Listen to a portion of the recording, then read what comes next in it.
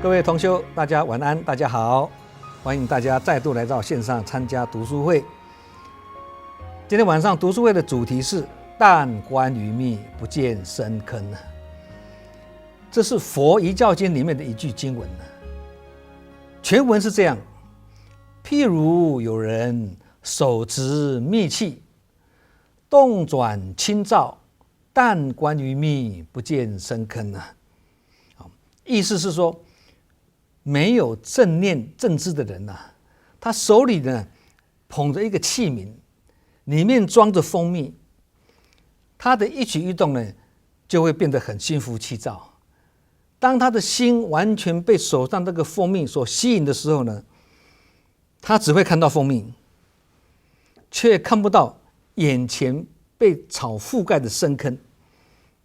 也就是当一个人只看到眼前的好处或诱惑，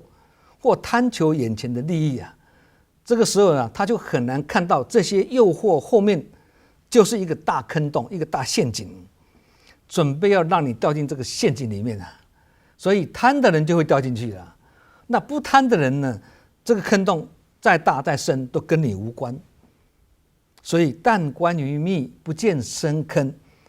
这句经文呢是很好的警惕哦。人在辉煌腾达的时候呢，或者锋芒毕露的时候，不容易想到周遭的一切危机，因为大家都是捧着他因为呢心里想的都是功名利禄跟名利欲望，或者掌声喝彩也好。情况严重一点的，甚至会趾高气扬自视甚高，不可一世。这也是一种但观于密，不见深坑所以有一句古谚说得很好：人为财死，鸟为食亡。这是古时候的一个典故尽管我们没有时间细说，其实这个是一个很深的故事长话短说，结论就是人死跟鸟亡是为什么？因为贪婪的关系这一句典故的由来是因为那个人是为了要拿金子拿太多，贪，时辰到了他走不了了，被太阳烧死了。这个故事里面很深的这很长的。那鸟也是一样鸟为了吃那个肉，但是有跟他限制说时间到了你不能再吃，你时辰过的话你就会被大火烧死他就是一直吃一直吃，结果被烧死都是因为贪婪的关系啦。人在追求名利欲望的时候也是充满贪婪为了什么？贪财贪色贪名贪吃贪睡，财色名食睡，这五欲嘛每天为了这个团团转现在的人还不是如此但是在这个五欲的背后呢处处都暗藏着危机跟危险追求五欲虽然会让物质生活越来越光鲜亮丽，但是精神生活会相对的越来越空虚匮乏我们不能讲物质不重要了，但是不要过度，适可而止尤其是物质我们以前有讲过嘛，物质生活是要比下有余就好，满足了比下有余就好不要比上不足。但是精神层次呢，就要什么？常常比上不足，因为血无止境比上不足但是不要比下有余很容易满足，永远是达不到那个标准的，要这样子这样才有努力提升的空间嘛有一句话以前我们也讲过贫而不见，历来少见；见而不贫，随处可见。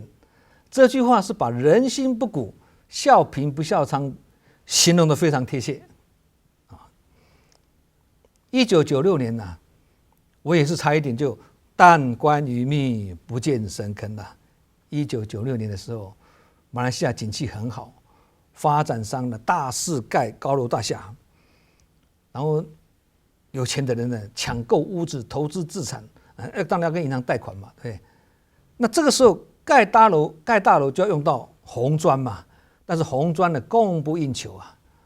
我的朋友在台湾是专门做红砖、大理石、花岗石等等，他去马来西亚考察后呢，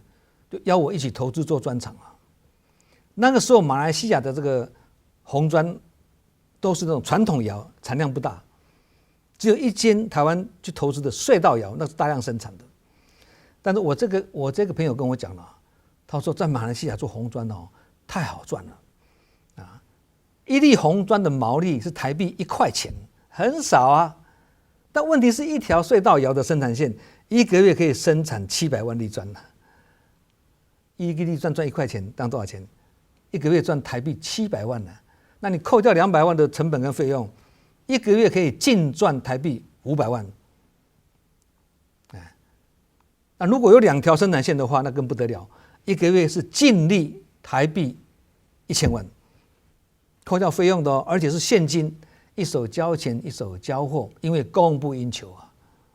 所以马来西亚红砖供不应求，那时候很多人用砂砖，那个是不好的材质。所以我们准备要盖有2条生产线的红砖厂，既然这么好赚，盖2个生产线。后来土地定金下定之后呢，因为过户的问题呢，律师要我们暂停1个月。在这个月里面呢，有一天早上我睡醒，但是没有起床，想头脑很清楚，突然间脑海浮出一个疑惑什么疑惑？我要在鸟不生蛋的深山里盖红砖厂，这样我自己的工厂照顾不到。那时候我已经在开始做实际的要盖厂的话呢，我也没有办法做实际啦。在深山里面要怎么做实际？我心里就在想，红砖还没有赚到钱，我就已经损失了这么多了呢。那这样这个投资到底对不对呀？才会尽心产生这样的一个念头。好，于是我就买了机票呢，回来台湾去进师进社请教证严上人了。那个时候我记得很清楚，上人跟我说，昨天有一位台湾的大实业家来问我，他要去大陆投资水泥厂。今天你来问我要去马来西亚做红砖厂，上人就跟我说，我跟你讲，你们这2种行业都是要砍伐森林，破坏大地，这是造不善之因，最好不要做。轻轻一句话呢，压在我心上我听了上人这句话，就毅然决然取消这个投资了当然他会很不高兴你这个整个开玩笑一样，儿戏一样嘛，但是他怎么样不高兴，我就是听上人的话还好只是土地的定金损失而已否则土地买下去，第一期款第二期款，然后厂盖下去了，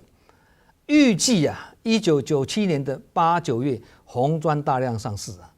这个时候红砖就变成垃圾，机器就变成废铁。为什么？刚好碰到亚洲金融风暴老一辈有在做生意的人应该都知道这件事情不管你是做进口出口都是一样，深受其害。亚洲好几个国家，像韩国啦、新加坡、马来西亚经济下滑而十分萧条，银行呢紧缩银根那发展商就借不到钱盖屋子啦，消费者也贷不到款买屋子啦，所以工地建案全部停摆。这样红砖你要卖给谁那这个投资评估起来是稳赚的结果是稳死。所以让我深深体会，千算万算就是无常，算不到了。好在命中有贵人上人之一语惊醒梦中人让我逃过这一劫不过老实讲也要我很听话啦，因为我也看过一些实业家来进士请教证严上人有关商场上的事情那些不听话的人都有一个共同的结果，就是都很倒霉那个时候我就是经文所说的手执密器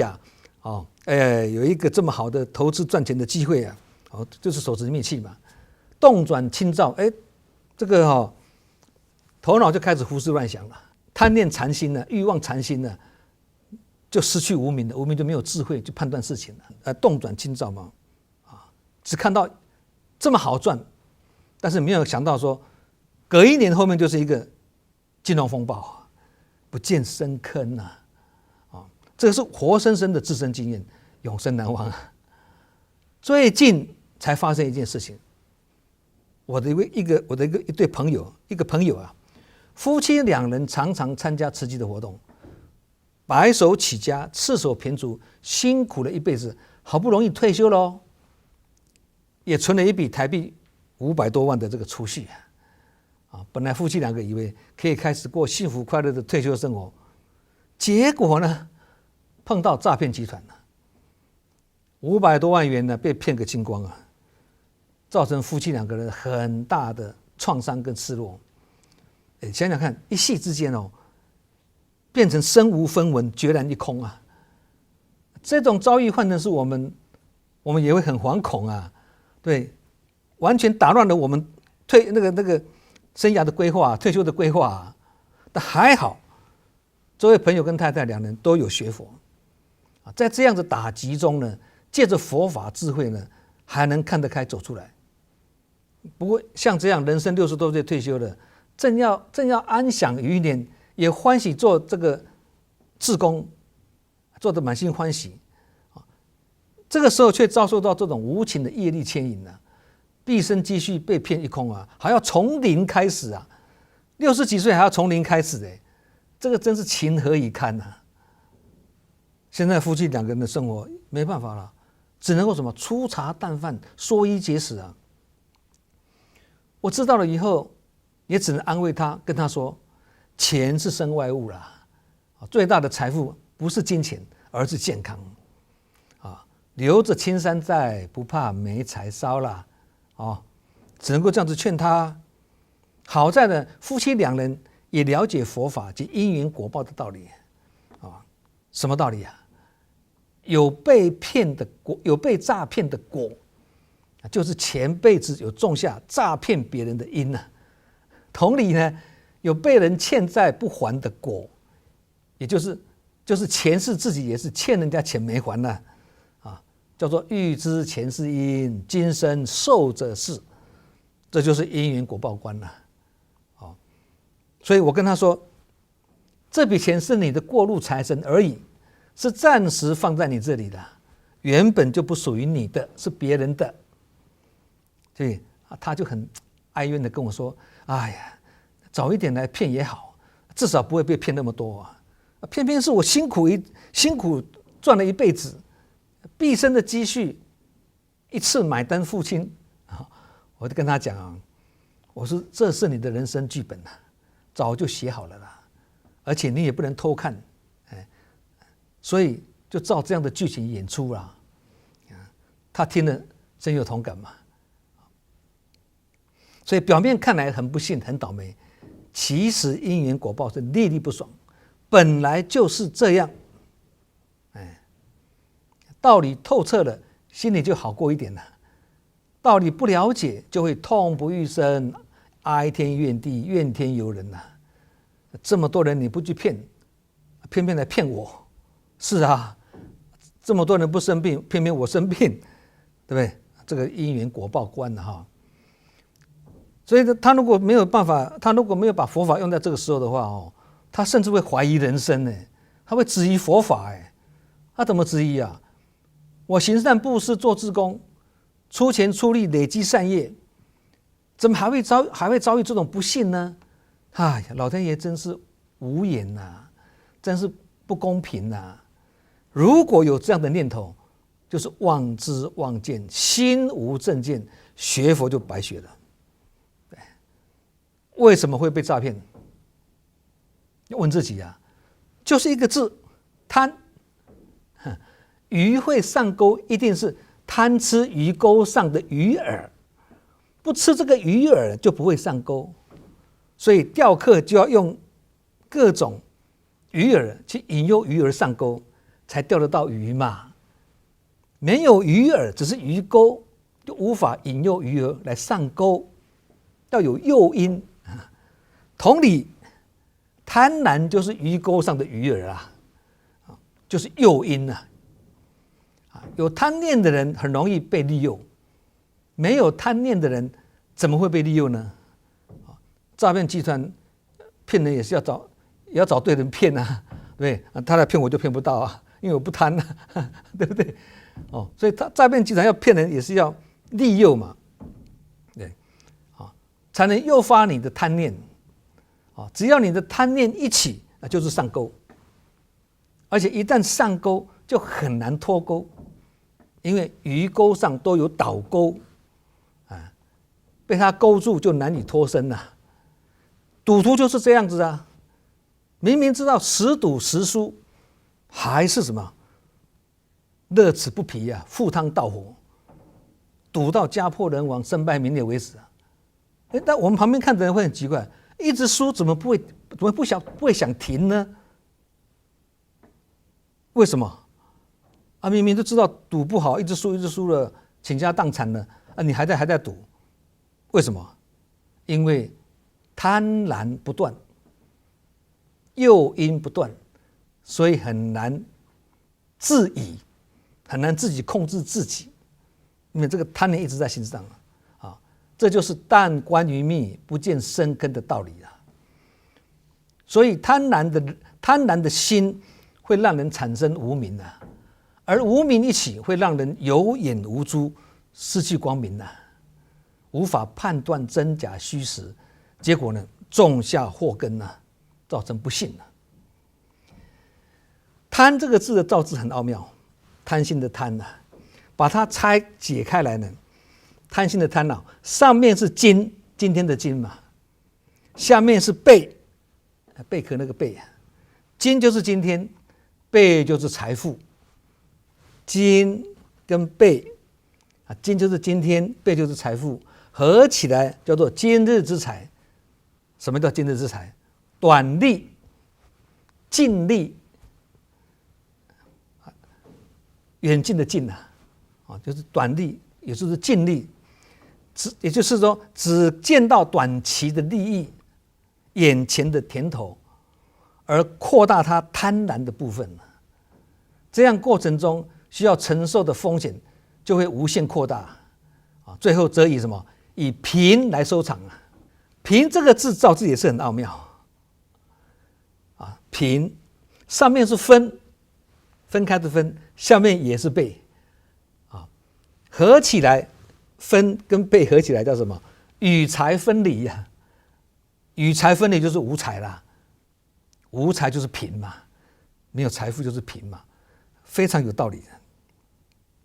有时候我们听到说谁跟谁被诈骗集团骗啦，或被金光党骗啦，我们会觉得怎么会这么笨呢？这么简单就被骗了那么多钱呢？但是当事者为什么一点都不察觉人家要骗他呢？这是因为当事人是当局者迷，我们看得很清楚，因为我们是旁观者清。问题来了哦，当他不是当局者迷，他是旁观者清的时候，他看事情会很清楚。同理，我们旁观者清，看事情很清楚。但是当我们是当我们是当局者迷的时候呢，我们看事情就会看走眼了。但是我们如果旁观者清，我们就跟刚刚一样，我们看得很清楚，为什么这么笨就会被骗呢？我们当当局者迷的时候，也有很可能是这样子哦，因为我们凡夫很容易但观于密，不见深坑啊，这是因为人有贪的人性弱点，不止贪呢，还有什么吃啊，嗔、痴、慢、疑，合起来叫五毒嘛。我们最大的敌人不是别人，而是自己内心的这个五毒嘛，贪嗔痴慢疑，不是吗？会被诈骗的人呢，不一定是笨的人，但很可能是贪的人金光党要骗人，或诈骗集团要骗人，只有一种人会让他们得逞，就是心存贪念的人。你不贪，这他说的再怎么天花乱坠的，我们也不会上钩了。你说我不会啊，我不会被引诱啊，那个是小利可能不会被引诱了，大利，小钱不会被引诱，大钱有很可能的哦。30多年前呢，只要各位大概跟我们这种年纪差不多了30年前的台湾制造业很发达，那时候台湾都在拼出口嘛，对，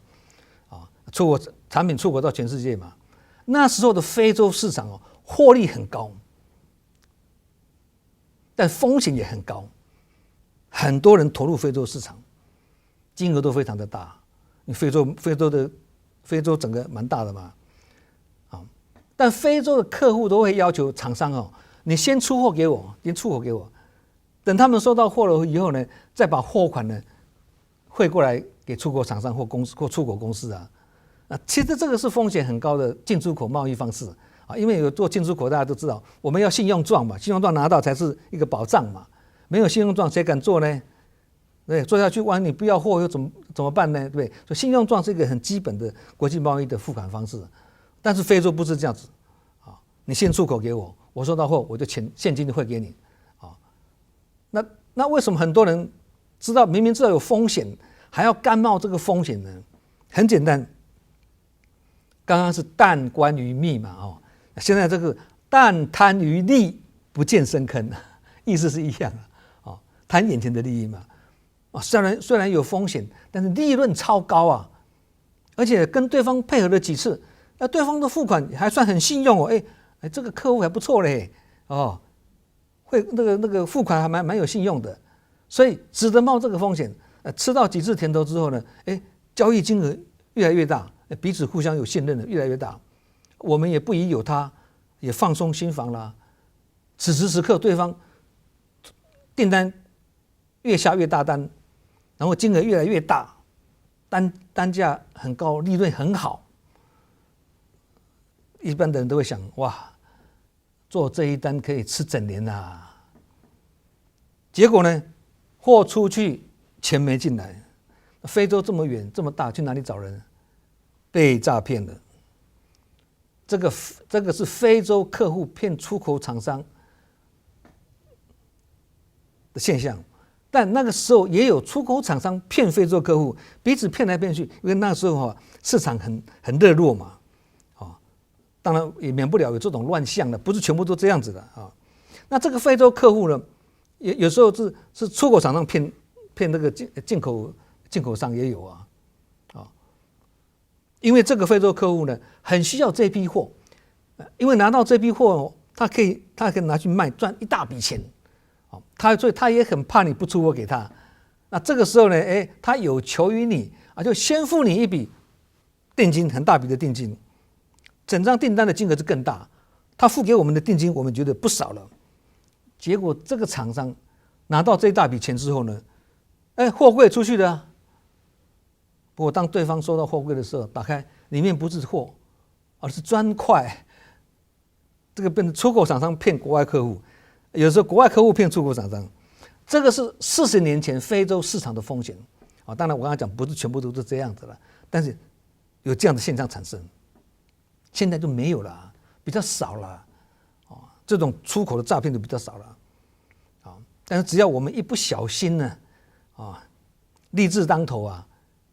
就很可能陷入这样子的贸易诈骗纠纷里面那个时候呢，不止一些台湾的这个出口厂商，包括我在内都有这种弹关于密，但贪于利，不见深坑的惨痛经验整个柜子出去拿不到半毛钱的。如果是信用状就不会这样子的。台湾有一位很成功的企业家，叫做严长寿先生相信大家都听过他的名字了他也做了很多的公益的大家都应该听过严长寿先生以一个高中毕业的学历23岁当小弟，5年后已是美国运通公司在台湾的总经理这个不是一件容易的事他将成功的过程呢记载于自己所写的一本书，这本书叫做《总裁狮子心》的相信很多人也看过这本书了。其中有一段呢成功关键的故事，我们可以参考。有一次他负责总务要采买一批打字机，当时公司决定要买就买最好的经过多家的这个报价比较后呢敲定一家厂商定了下来。3天后呢，这家厂商派人到他的办公室说一些令他摸不着根的话。这个人要临走前掏出一个信封袋交给这个严先生他心里一惊打开里面一看，台币8000块这个8000块是他那时候4个月的薪水他不加思索就把这个情形报告给总经理总经理认为说反正合约都签好了嘛，公司账目也都做好了这8000块不拿白不拿所以决定把这8000块拿来做员工的福利金那时候8000块算很多的啦1个月后呢，货送来了，里面有2台是原封的，另外2台是拆过封的，拆过箱的，还有1台呢连外箱都没有的，不是拆箱，连外箱都没有。于是呢，他仔细去查看打字机的这个橡皮卷轴新的就没有痕迹嘛，打过都有痕迹嘛，对。发现呢，拆过的这3台呢，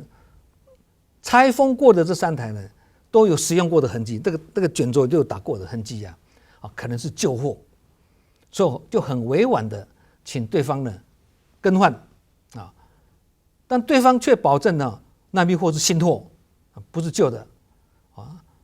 他就找借口，对方找借口说这是海关拆封查验的啦，不是我们拆拿出来用的啦，是海关验货的时候拆开的。但是这个严长寿先生他就坚持退货，不行，验货很严对方才很不高兴的把货拿回去。后来厂商又找另外一个人来了，传话给他们的公司的总经理就跟他们总经理说听说贵公司有一位姓严的年轻人他不但向厂商索取回扣，还故意找茬刁难厂商。这样讲，总经理一听呢，总经理这个事情他都知道了嘛，就哈哈大笑回答：这件事情我当时就知道了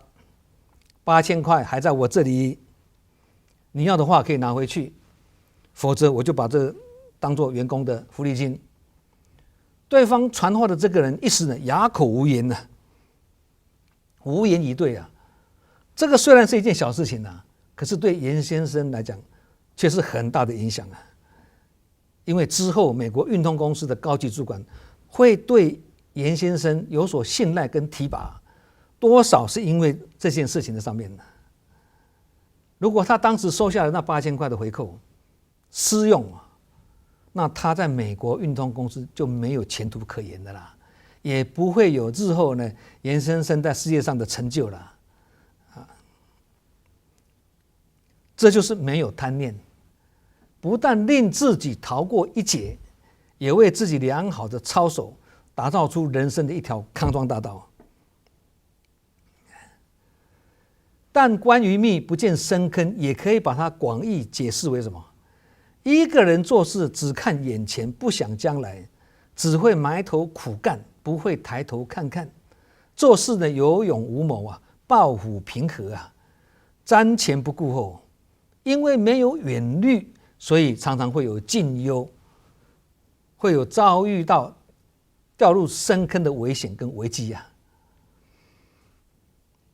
论语里面有一段孔子跟子路的师徒的这个对话，值得我们学习。子路问孔子问他的老师子行三军，则谁与？问号。孔子回答：抱负平和，死而不悔者，无不与也。必也临事而惧，好谋而成者。白话文解释是这样子那个子路问老师嘛，老师你如果要统帅三军去打仗，你希望谁跟你一起去呢？孔子回答抱负平和嘛，空手去打老虎，身上都不带救生工具，徒步过河，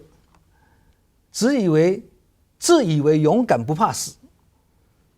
像这种人我不会跟他一起。我要的是，孔子讲，我要的是遇事冷静思考，千方百计想要争取成功的人。这是这句话的意思啦。那子路为什么问孔子这个问题呢？因为有一天孔子和子路还有颜回师徒3个人呢一起谈话。那孔子就对颜回说人家用得着我的时候我就把握因缘出去发挥我的专长，发挥我的功能。人家不重用我的时候，我就藏起来自我充实，关起门来自我充实，自我学习。有这种功夫的只有我跟你2个人啦。孔子跟颜回讲嘛。那子路听见孔子这样子回称赞颜回心里很不舒服老师为什么只称赞他，没有称赞我这个很有可能的，因为有时候上人在赞叹这个人的时候没有被同样在做事情没有被赞叹的人，他也会很不舒服。凡夫习气是这样子的。好，那这个子路就很不舒服了，所以他才很不服气的问孔子上面那个问题说如果你去打仗你要跟谁一起去是要找我还是找颜回言下之意是说，老师如果你是内行的话，你就要找我，我是勇敢的想不到孔子他是这样回答子路你这个空手搏虎赤脚过河有勇无谋，谋事不足勇气有余，谋事不足到死都不会后悔的这种人，我不会跟他一起去一定要打仗的时候怀有戒心，并且喜欢跟大家商量像这样行事很谨慎，对成功有企图心的人，我才会跟他一起去刚才解释过了嘛。在孔子的学生中呢，子路是最勇敢的。孔子这段话就是告诫他不能专靠勇敢行事，在处理一个问题的时候要用头脑。人可以擒虎或打死老虎，人也可以渡河而不怕危险，但是必须先仔细评估主观跟客观的条件，要审时度势，才不会误判形势。也不能仅凭一时之勇而不顾一切蛮干下去，否则不是擒不着虎过不了河，就是不幸被老虎所伤害或被水所淹死后来的人呢，把有这种个性的人这种势利用强，不用脑筋去蛮干的这个做法，叫做抱虎平和了这句话是抱虎平和的意思是这样子的。孔子告诫子路所谈到的抱虎平和，就是指什么？好勇不好学，很勇敢，很有勇气，但是没有学习，结果变成什么？变成匹夫之勇学习很重要所以好人不好学呢很有仁慈的心，但不爱学习，很爱参加慈济活动，但是不爱参加读书会，很爱做事情，但是不爱学习，只做不学，很会入庄门去做事情，但是不爱知法脉，很爱走入人群做活动没有错，但是不爱深入经藏长智慧，就是这样子。要学习所以很有爱心但不学习，常常好心做错事嘛。刚刚不是变成什么妇人之仁嘛？有爱心但是没有智慧所以刚刚讲学习很重要。僧团中或者志工团体中有2种人，一个叫做有学者，一个叫做无学者。什么叫做有学对这个道理还听不懂，或听得懂但是还做不到，还要继续学，还有的学，这个叫做有学。那什么叫做无学呢？这个道理我懂了，也透过身体力行去深刻体会，也去印证到了。针对这个道理来讲，我就是无学。这个道理我学会了，不用再学了，已经学到了就无学嘛，意思就是这样子的所以不管有学或无学，2个都要学，因为学海无垠，学无止境，学如逆水行舟，不进则退。所以没钱的人要学，有钱的人也要学没钱的人想尽办法要多赚一点，有钱的人的希望能够功成名就，而有钱又有名的人的希望什么？名利之外，能享受更多的权利嘛？对，这个贪念不断嘛，刚刚讲的嘛，这是欲望城市里的人呢，每天搭乘欲望列车而欲念不断的场景呢，人人都在努力工作，都希望多做一点，多赚一点，看看日子会不会好过一点，但却不知道人生其实是要少做一点，少赚一点，欲望放低一点，这样日子才会好过一点。那有人则是什么？无所不用其极啊，想尽办法要尝试提升自己的名望跟地位。生活中很多这样的人啊，以满足自己权力欲望。我们不能说这样不对啦，因为这也是一种理想跟抱负嘛，对。但如果努力的过程是带着贪念、贪求无厌跟心灵匮乏的心态，就很可能会因价值观偏差而掉入忧悲苦恼的深渊之中的深坑之中了。刚刚讲嘛，刚刚讲人为财死，鸟为食亡，为何会死？为何会亡？因为观于蜜，这个蜜就是甜头，利益就是诱饵，就是现今许多人忧悲苦恼的缘起啦。所以，我们如果能够了解金是宝，银是宝，心无贪念才是宝中宝啊！这个道理如果透彻了，我们自然而然就会知足最大富，感恩最大贵，善解最大智，包容最大慧。今天晚上我们的读书会就讲到这里，下周同一时间我们再会，感恩大家，祝福大家，再见。那是生生世世